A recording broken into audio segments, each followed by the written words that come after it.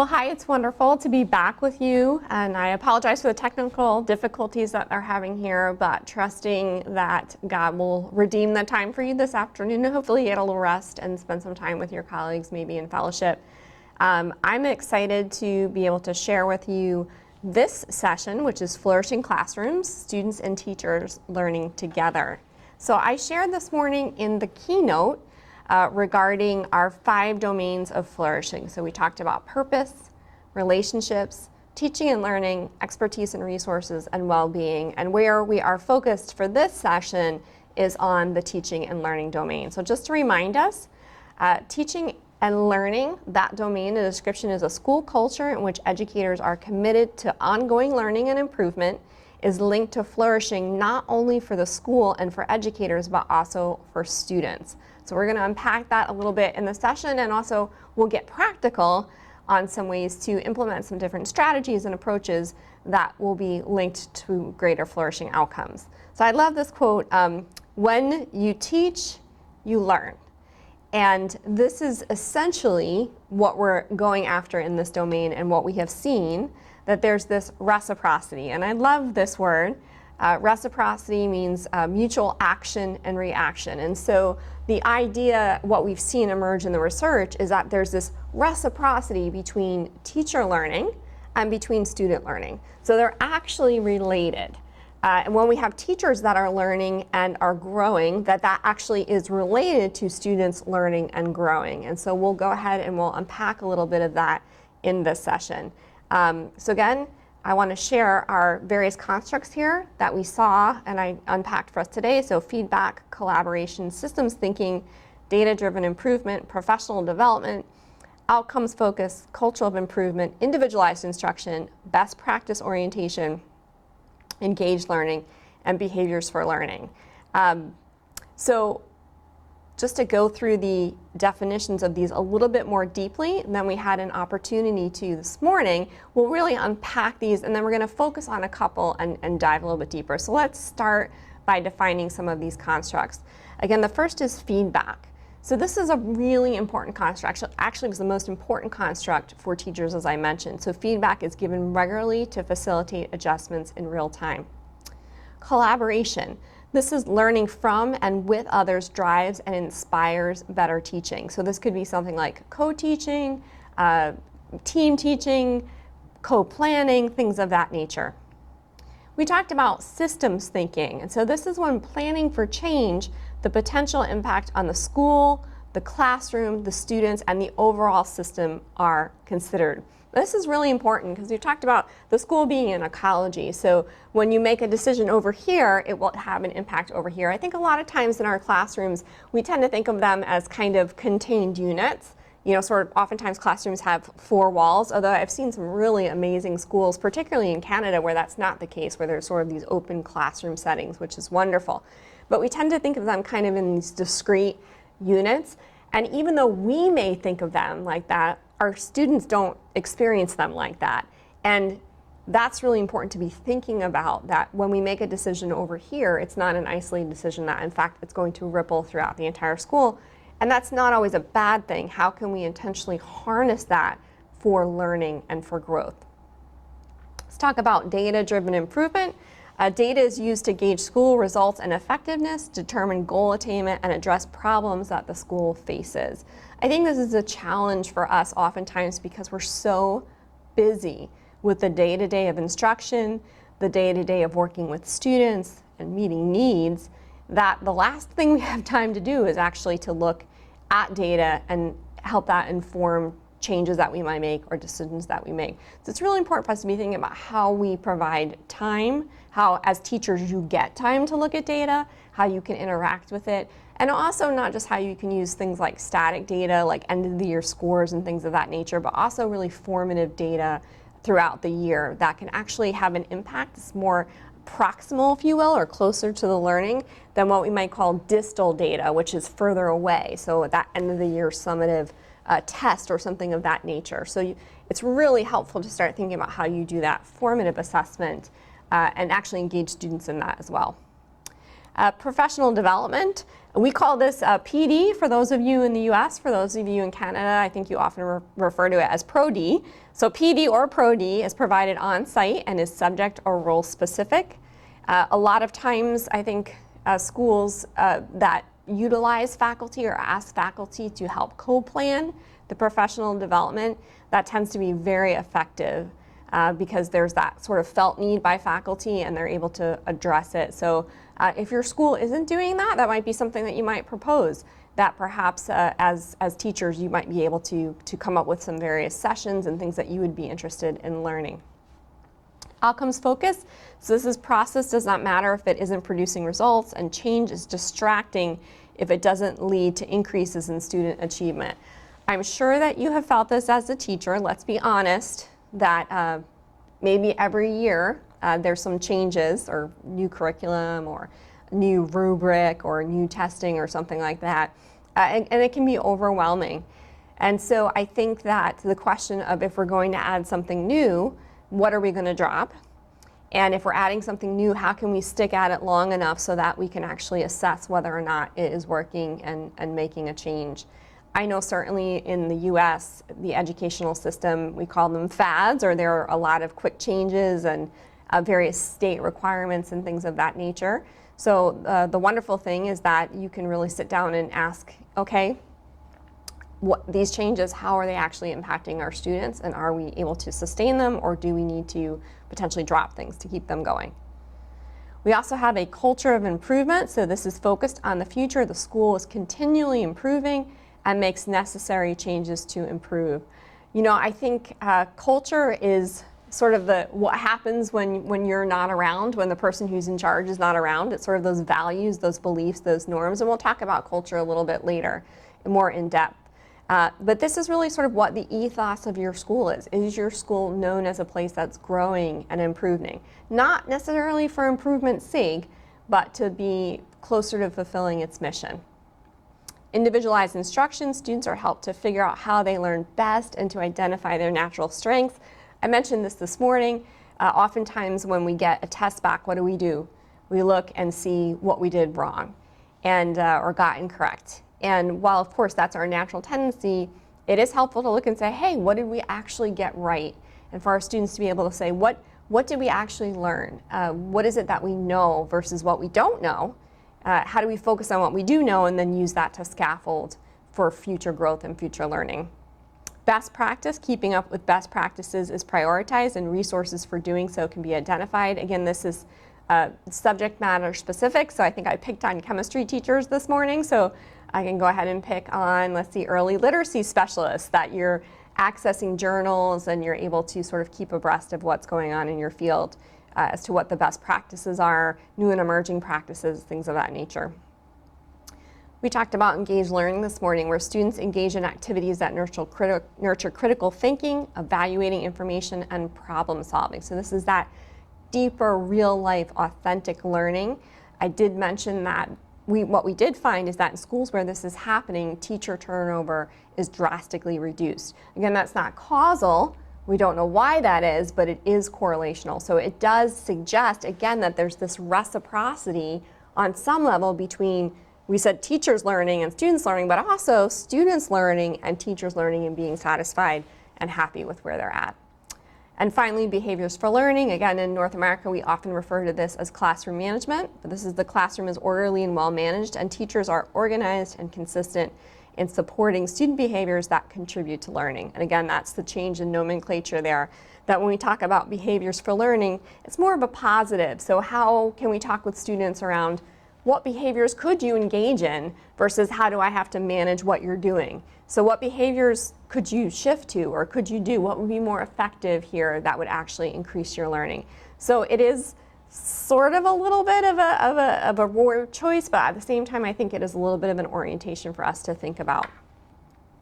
So where do we go from here? We have all these great constructs. You are living these constructs daily in your classroom, and where do we focus? Well, we don't have a ton of time, so we'll be focusing on two. We'll be focusing on feedback, as I mentioned, which is a really important construct, particularly for teachers, and we'll focus, as I mentioned, on cultural improvement. So those are the two we're going to focus on, We could do multiple sessions on all of them, but that's what we'll have time for. And I hope and I pray that it will be a blessing to you as we dig a little bit more deeply into that.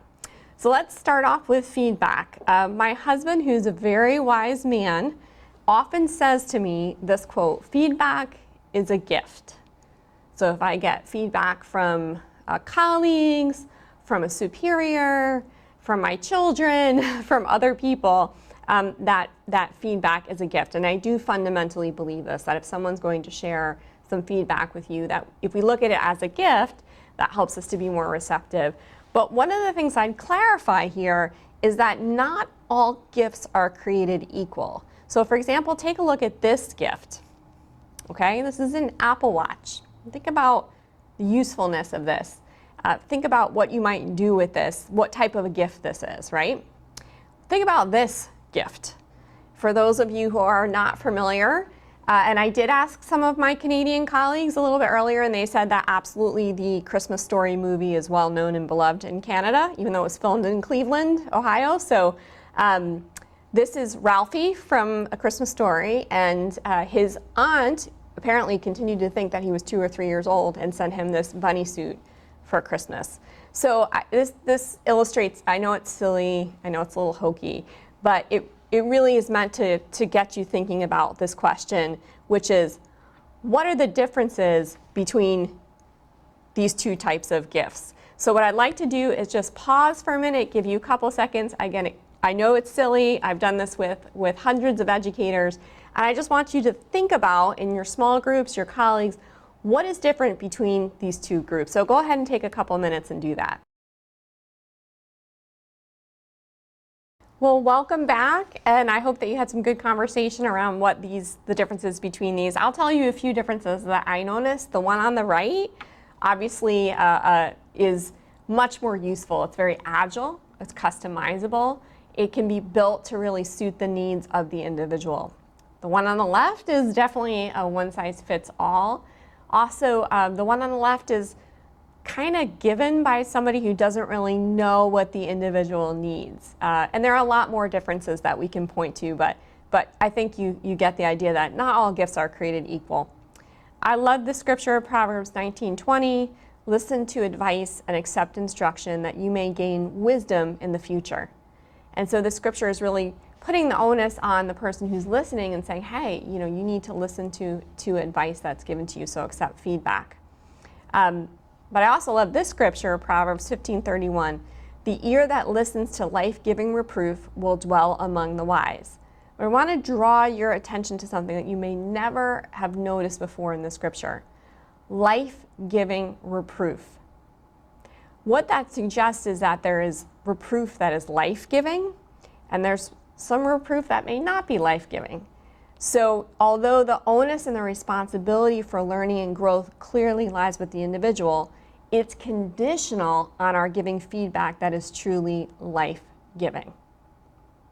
So again, the quality of the feedback makes the gift a good gift or not.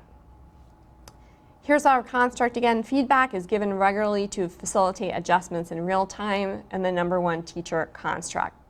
Now, I've mentioned to you that we've had over 250 schools participating in the FSCI, and what I've found is that schools that have feedback as a growth opportunity often share a set of assumptions. And they're often very surprised that feedback appears as one of their major growth opportunities. So I'm going to share 2 of these assumptions, and as you listen to this, just think about, is that something that we may assume, or that is kind of a hidden value of ours around feedback? So the first is that feedback is the same thing as our supervision and evaluation system for faculty and or formal grading for our students. So let me unpack that a little bit. Feedback is unidirectional, it's given top down, and it's given from expert to novice. And again, this is a hidden assumption that schools that have feedback as a growth opportunity often have. It goes from supervisor to supervisee, from teacher to student, and it pipes into evaluation of job or academic performance. So this is high stakes, it's this evaluative component. So essentially, feedback is conflated with evaluation. It's often formal even though it's informal. And speaking to you as teachers, I'm sure this will resonate with you that when your principal or your head of school pops into your classroom, that maybe it doesn't change the way you teach, but I know for a lot of teachers it does, and it sort of heightens your sense and your awareness, and certainly it oftentimes does for your students. Let's talk about the second assumption, that there's a feedback formula. You've heard this before. It's called the feedback sandwich, right? So you say a few positive things, you give the constructive criticism in the middle, and you close with the positive at the end. This is essentially that there's a single approach to feedback that if we apply it properly, it should work for everyone. So there's this formula, right? It's this formulaic thing. And if we can just apply the formula properly, then everything will go well, whether it's with us as educators or with our students. And there you go. If it doesn't go as expected, the fault lies with the receiver. So if you give the feedback and the individual on the receiving end doesn't change their behavior as a result, it's their fault.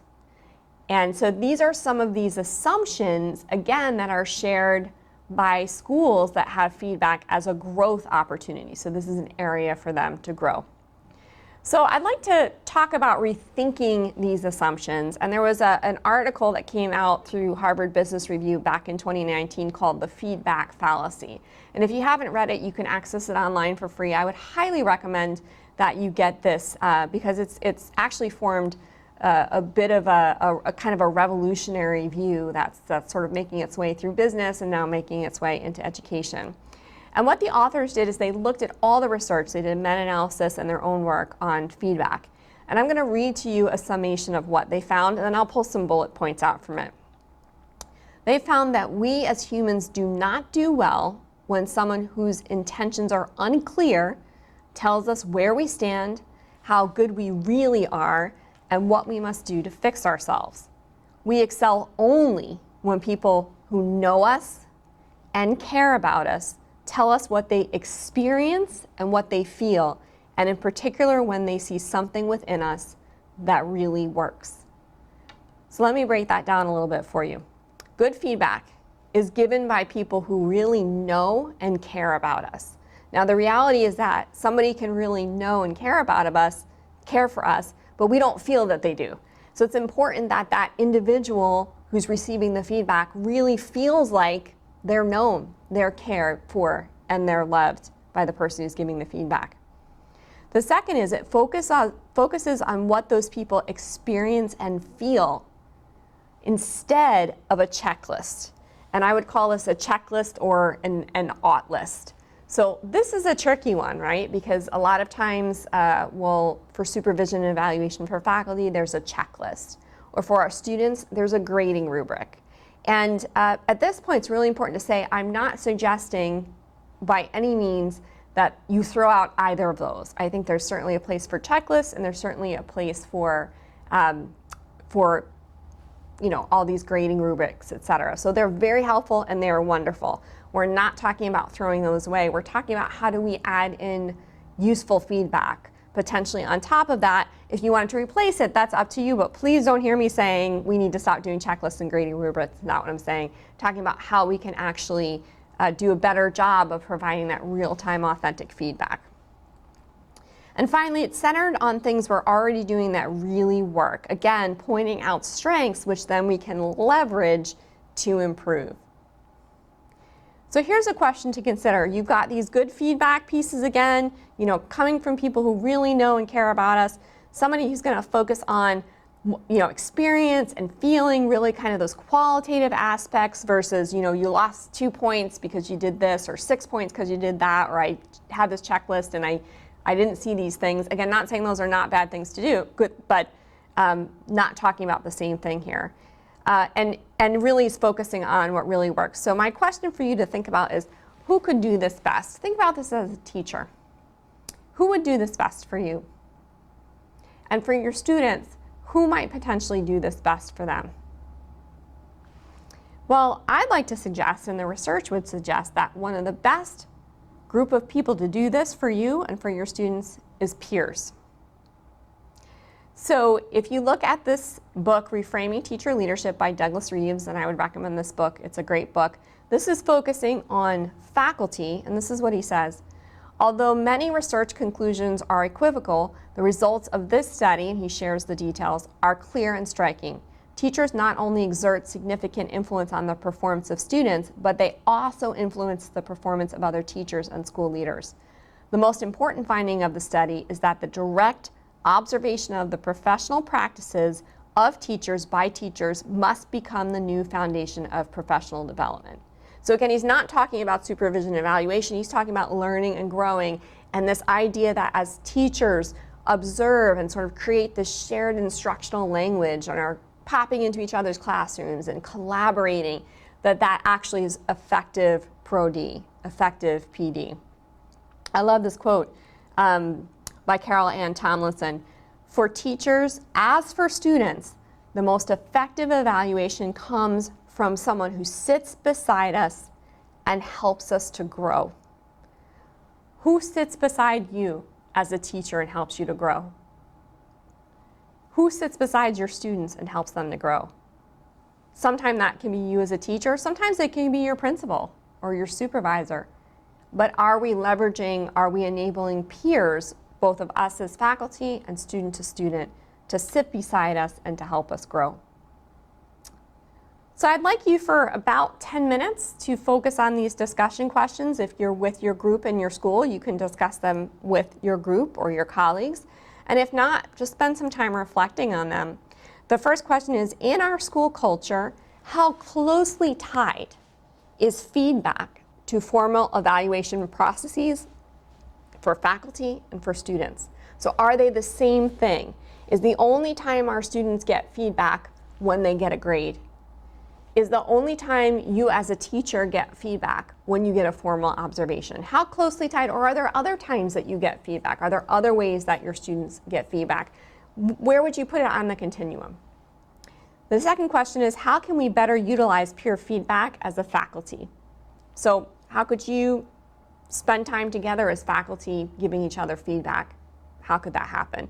And then the third is, how can we better utilize peer feedback in the classroom among our students? I know sometimes it's messy, I get it, but the question is, how could we potentially do that? Because we know that there are some benefits for flourishing. So go ahead and take about 10 minutes to discuss, and then we'll be back after that. Well, welcome back. I hope you had a great time in your discussion groups thinking about how you can incorporate authentic feedback in great ways, both for yourself as faculty and also for your students. I want to talk about some very specific strategies that you might think about. So if our goal is to increase frequency, regularity, and quality of peer observation and feedback, here are some things to try. The first is to think about involving teachers and students in creating processes and structures. I think a lot of times, both when I was teaching and also as an administrator, I would often sort of think, let me see if I can come up with a solution for this.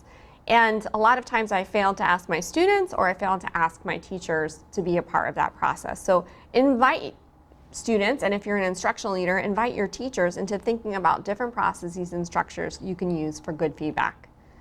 Also, elevate teachers and students who will set and reinforce the desired cultural norms for teaching and learning.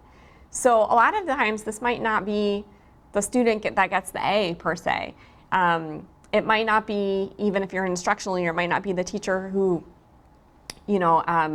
has been specifically doing something for, the legacy project, if you will, for a really long time. Those things are wonderful. We want A's and we want legacy projects, and those are all wonderful. Sometimes we have to also look and say, who's doing something innovative, or who's doing something new that we haven't seen, or something that's really, really effective that maybe we haven't thought about. So you really kind of want to diversify here in the types of things that you're elevating and that you're putting up as examples. The next is to invest resources. So this is time. I mentioned before how peer feedback can get messy. I'm sure you've seen this in your classrooms when you have groups of students. There's potential for things to go off the rails, and you oftentimes can feel like you don't have a lot of control. But what I'd like to say is, when doing groups and things of that nature, that the amount of time that you invest in talking about what it actually looks like to be in a group, to be effective. So teaching those meta skills about working in a group, the meta skills about giving peer feedback, even though it's going to take you extra time, you're actually teaching and imparting skills that will serve students for life. It will serve them in the workplace.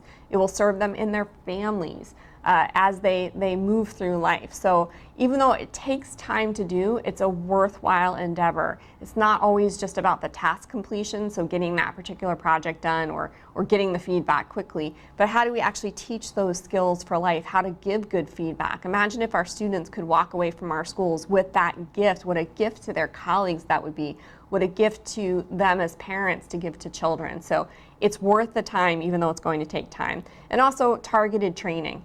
So we as faculty may need that training to be able to give that feedback to one another, and certainly our students are going to need some help in thinking about what makes for good feedback. Removing obstacles, whether it's an obstacle towards changing your schedule or an obstacle like a really, really strict grading rubric. These are things that we want to think about. If they're obstacles to our goals, then maybe we need to move or change them. I love this, you've heard this story in the scripture where Jesus and his disciples are walking through the grain fields, and it's the Sabbath. And I love how Jesus always performed his miracles on the Sabbath. It's like, and I think even the Pharisees said this, there are 7 days, why are you always performing your miracles on the Sabbath? And it's a really good question, actually. And so they're walking through the grain fields, and the disciples are plucking the heads of grain, which was not lawful according to the law of man to do that.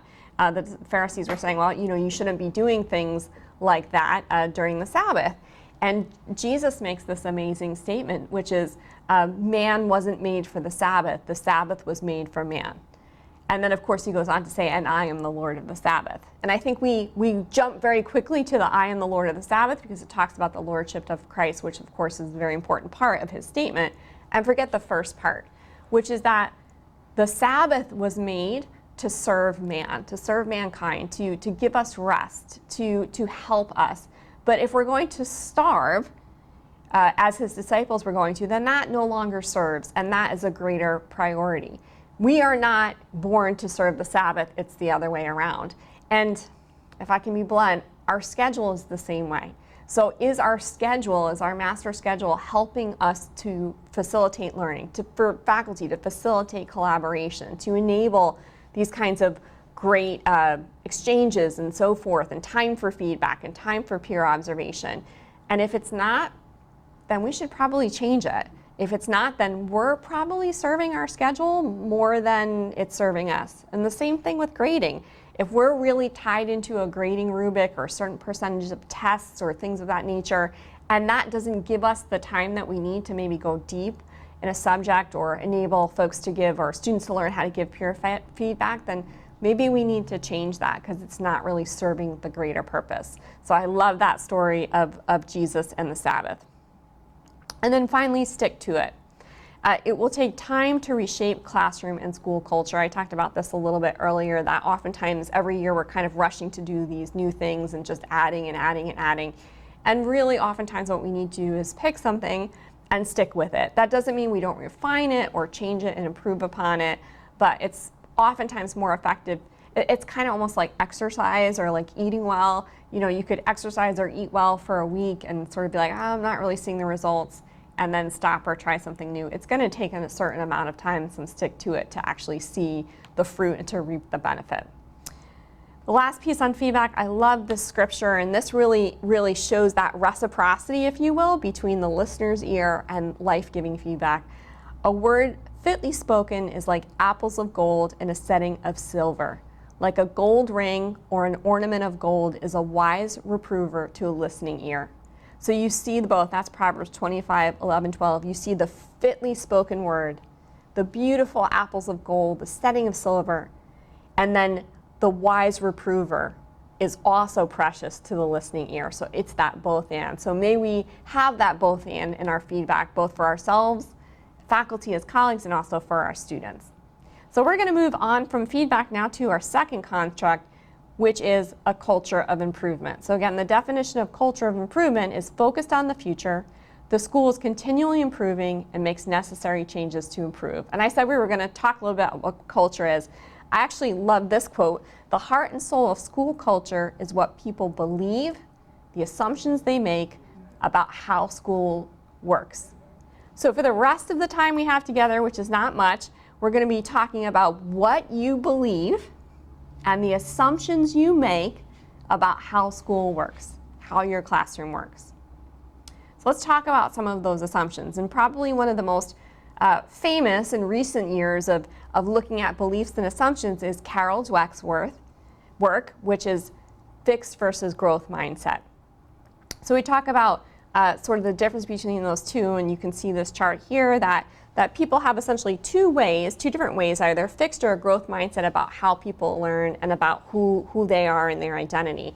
And so this particular chart is student-centric, and a fixed mindset, but if you really think about it, it's also true for teachers. So a fixed mindset, success comes from talent. You're kind of born with either talent or you're not, and there's not much that you can do. So you're either smart or you're not that smart. If you fail at something, it means you can't do it.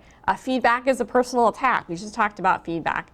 And so that's sort of that very fixed, like, nope, either I've got it or I don't have it.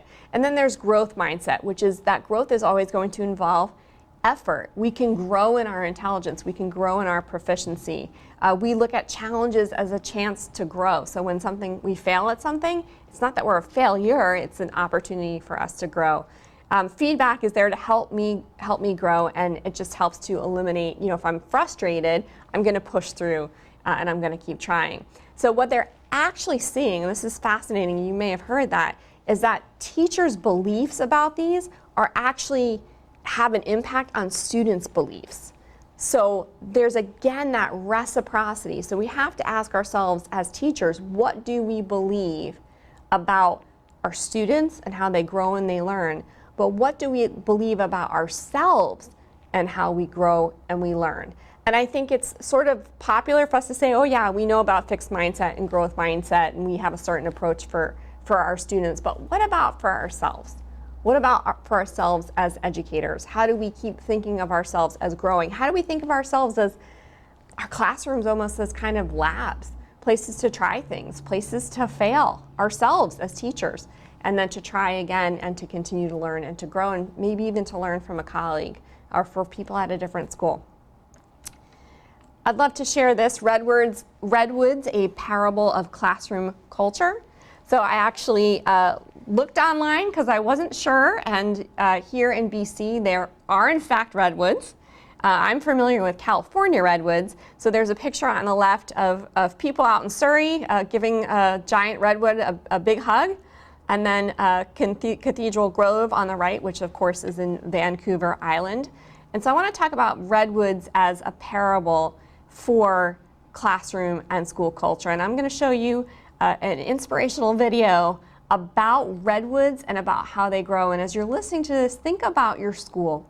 Think about the culture of your school and also the culture that you create in your classroom.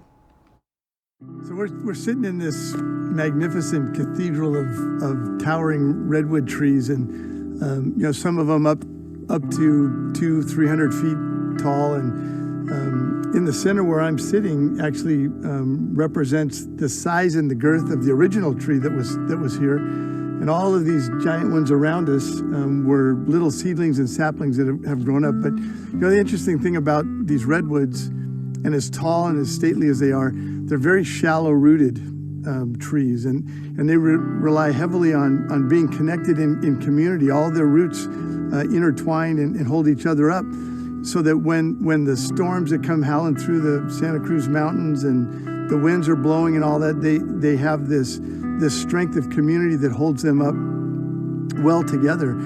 They soak in the moisture, they feed each other, they support and strengthen each other as they continue to grow. And that's a lot like what it ought to be for us in Christian community, that we don't allow ourselves to be an isolated tree in some way, but that as our roots go down deep into the depth of God's love for us, we also recognize the importance of being connected in community, and that the roots of our spiritual formation interlink and connect with each other, and that when the storms of life come blowing by, just like for these redwoods, we can stand firm in knowing that we're deeply rooted in God's love for us, but that we have this great community of strong roots that holds us up and keeps us together faithfully. So my hope and prayer is that as you look at these redwoods, that's something that you would think about. How deeply are you rooted in the depth of God's love, the soil of God's love for you? And then do your roots connect with other folks in community that allow you to be strong and to be strength for other people as well? Found that video inspirational. I know I did. And before I just pull out a few quotes that you might have missed as he went through, I want to point out the picture that's on the screen. So this is actually a picture that I took in Northern California of a redwood that had fallen on its side. And you can see those sort of gnarled roots, and you can imagine how they all connect with one another underground. So here are some great quotes from that video.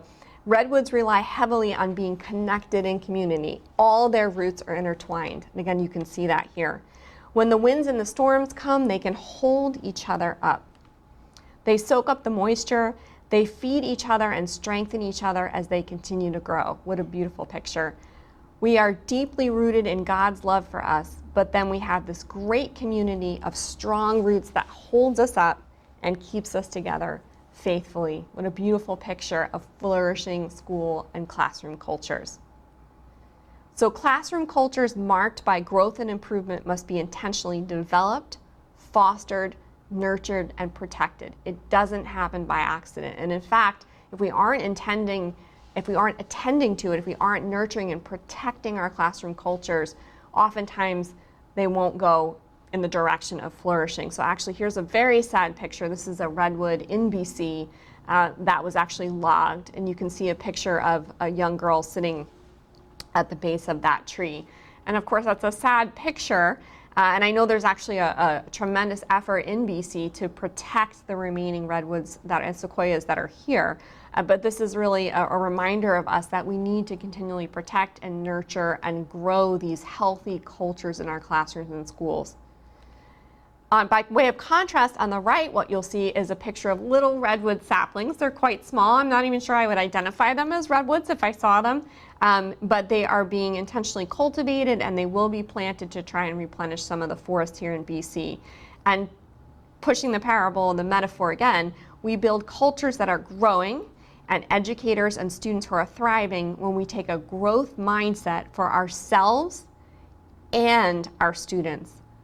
One cannot exist without the other. So we can't truly have a growth mindset for our students if we also don't have a growth mindset for ourselves. And that brings us full circle back to my favorite word, reciprocity, this idea of mutual action and reaction, the idea that there is no teacher instructional culture and a student learning culture, but actually it is a learning culture for the entire school that's interconnected, this ecology of teaching and learning. But I'd like to end with this quote by Dr. Martin Luther King Jr., who I think put this way more beautifully than any of us probably could. We are caught in an inescapable network of mutuality, tied in a single garment of destiny. Whatever affects one directly affects all indirectly. This is true of our society. This is true of us as human beings, and it is also true in our schools for teachers as well as for students. And as we move into our final keynote, we will be focusing on this idea of flourishing together, that either we flourish together or not at all. That is true for all the domains of flourishing, but it's also true for teaching and learning. So thanks so much for being with me. I hope that you got some inspiration, some practical ideas for how your classrooms can be enhanced in terms of flourishing through feedback, through cultures of improvement, and we look forward to seeing you in the final session.